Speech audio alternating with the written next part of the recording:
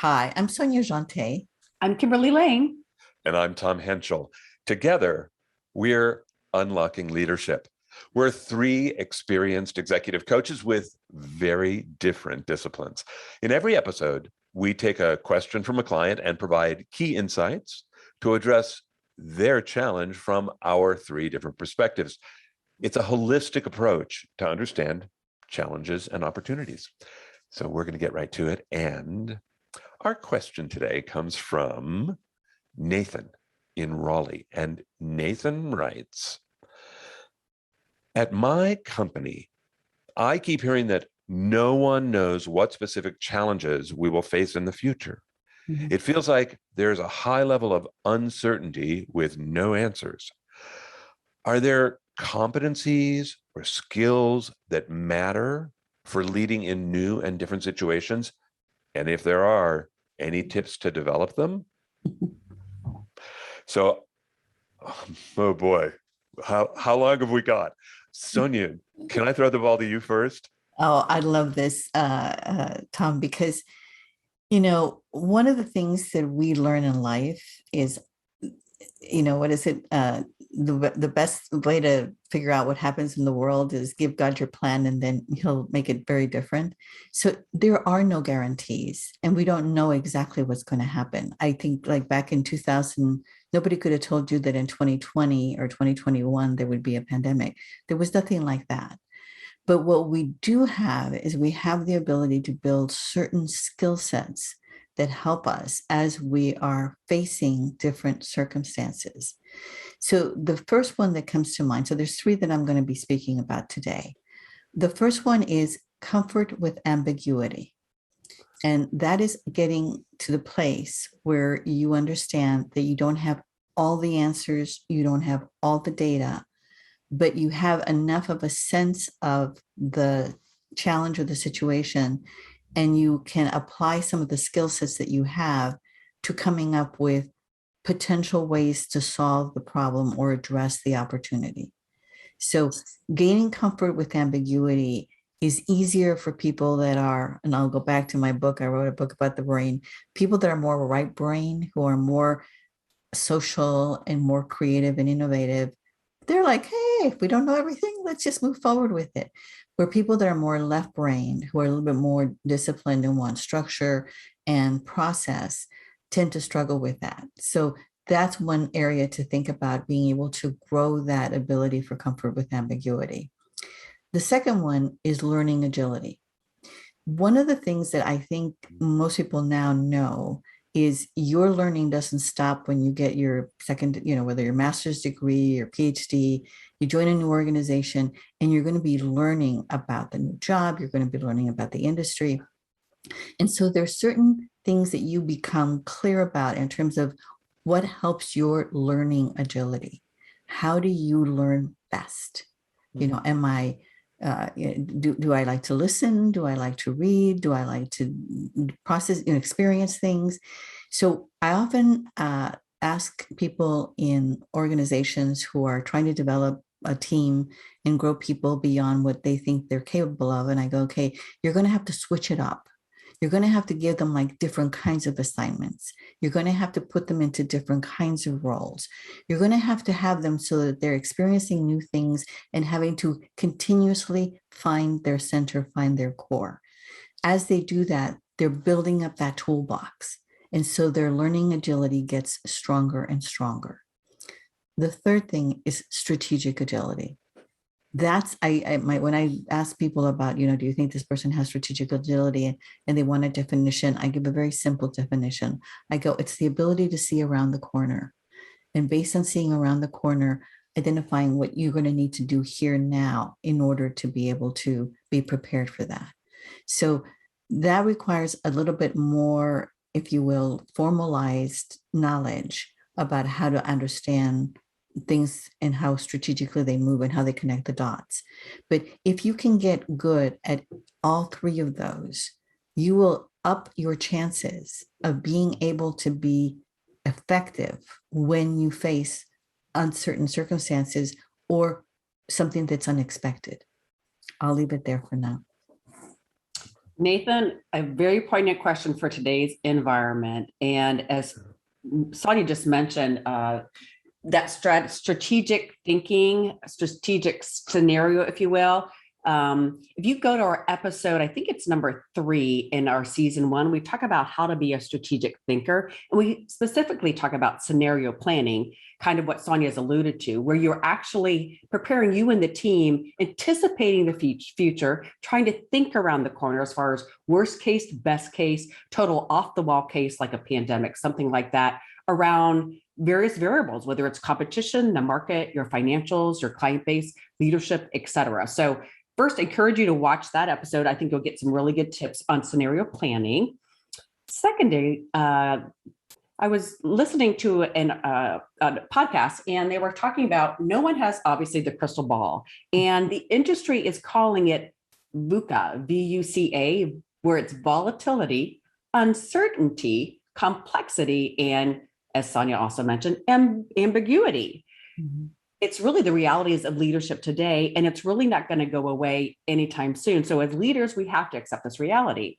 There's a book by a noted futurist called Bob Johansen. It's called Leaders Make the Future, 10 New Leadership Skills for an Uncertain World. And in his book, he talks about we're going to be facing these challenges that potentially have no solutions for the next decade. And we're going to have to still make decisions anyway. And many of those will be what he called a make or break decision to be made, which is kind of daunting, isn't it? So kind of as I was thinking about your question, I was thinking, one thing I think we initially might do, because we don't have the answers, depending on left brain or right brain, but we might be paralyzed by that fear or the anxiety of making a wrong decision, or wanting to have everything perfectly aligned in order to make the decision, or all the answers and all the components. And that's not going to be possible.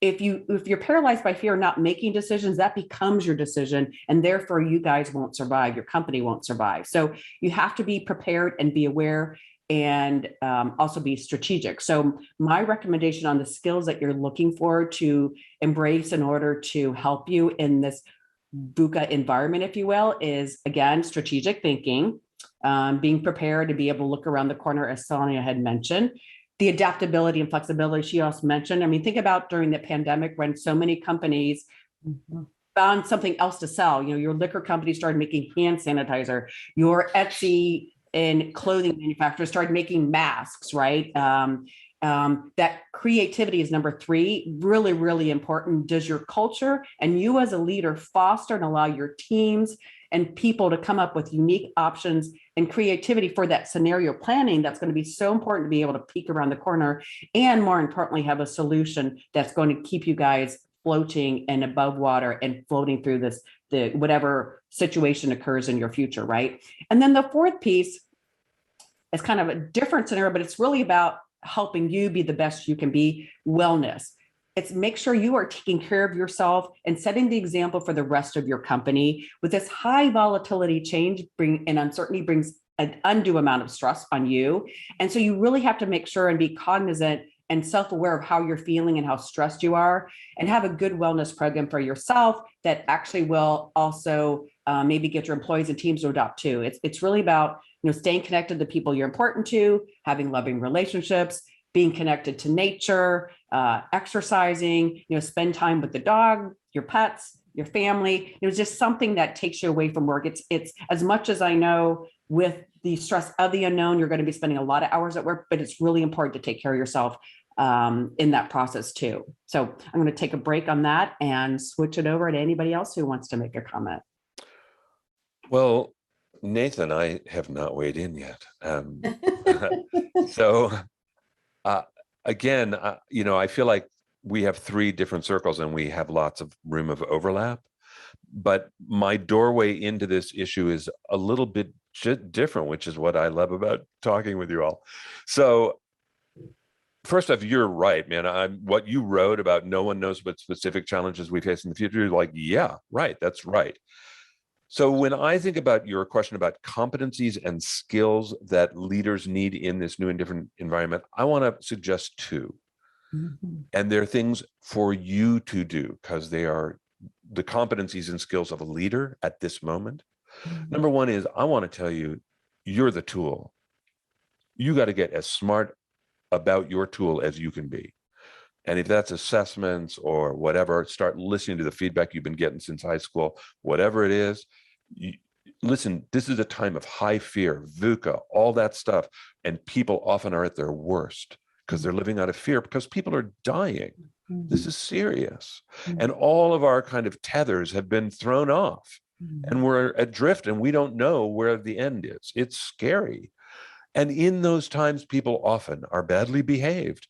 You, as the leader, you need to know yourself. You need to be able to self-manage, keep yourself grounded. That's the first big part. And here's the second is you need to learn. I'm going to get so tactical on you, Nathan, but hang on. You need to learn to ask open-ended questions and shut up. You need to learn to listen to people because if there's a lot of change going on around you, you got to be able to hear what's happening because it's going to go so fast you will not even know it was there and it's suddenly embedded somewhere and you can't get it out. You need to be a great listener. And I just want to tell you, this is my own journey as a coach. It is not easy, Nathan, to prefer open-ended questions. There's something, I don't know if it's our English language or us as human beings, but it is so much more our preference, our language preference to jump into a closed-ended question. It's hard to ask open-ended questions and then just be quiet. So that's a competency for you. Good luck. That's it from me. Good luck. I'm gonna piggyback on what you said about the open-ended questions. That's actually one of the approaches that I recommend for growing comfort with ambiguity. Because I think, unfortunately, and whether it's a Western thing versus an Eastern thing, we grow up here in business thinking, I have to have the silver bullet. I know what the answer is. And what happens is when you ask an open-ended question, you don't know what the answer is going to be. You're going to get information that you may have not anticipated.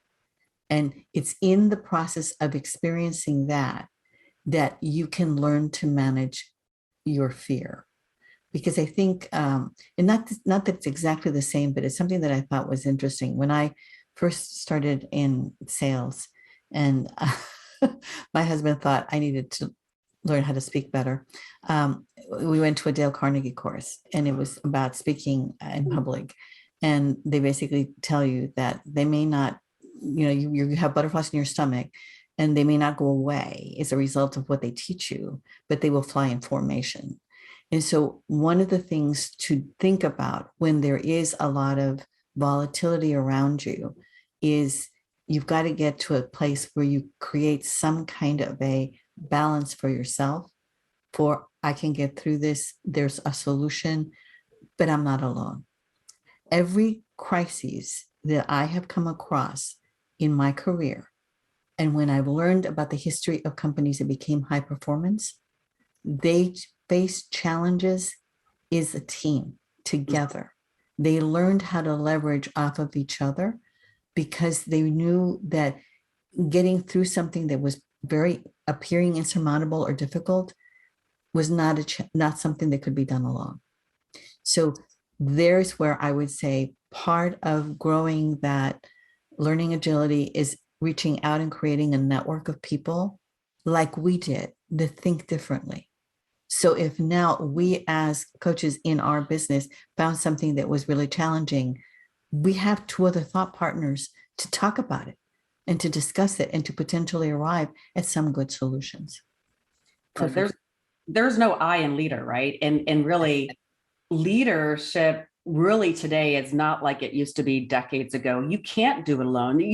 There's too much information that comes by and your expertise cannot be as full as what's required for the position. So surrounding yourself with smart people or smarter people even, and being comfortable with that and asking them those open-ended questions, asking their opinion, sharing what you're concerned about. I mean, that only bonds your team and builds trust, helps other people to open up to you about it. That team collaboration is so vital if you're going to make it to the next level through whatever crisis it's going through. And that communication and vulnerability is a piece of that, and listening obviously too.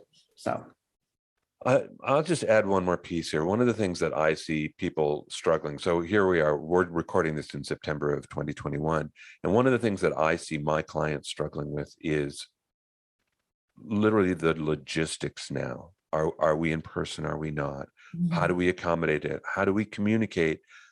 I think one of the things people really do miss is being in proximity and just the ease that makes around certain kinds of communication, as opposed to, oh, okay, I will be on Zoom at 1:15 with you to have that 5-minute conversation we could have had in the hallway. Okay, you know what I mean? It's just more complex and harder.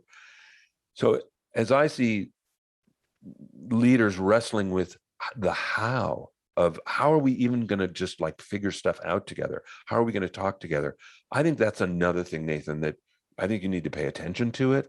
I think you can even delegate it. Maybe you could create a task force for it and get people to solve it with you. You don't have to do it alone. But if you're in a leadership role that has that kind of choice with a team, I think that's another thing to consider is how are you managing this time? Kimberly, do you have anything else you'd like to share? Keep your knees bent, Nathan. Bring be open to change, be open, be flexible, take that idea that seems out of the box and maybe it can flourish. You never know what's going to happen. We don't have any control of what's going on tomorrow. So I think really being open, keeping your knees bent, asking open-ended questions, listening, and also let yourself off the hook. Definitely. Good luck, Nathan. Yeah, good luck. Thank you, Nathan from Raleigh, for your question today. We hope our viewers and listeners gain new insights on developing the leadership competencies to be effective in uncertain situations. If you like the content we shared today, please like the episode and also share and subscribe to our YouTube channel, Unlocking Leadership-askthecoaches.com.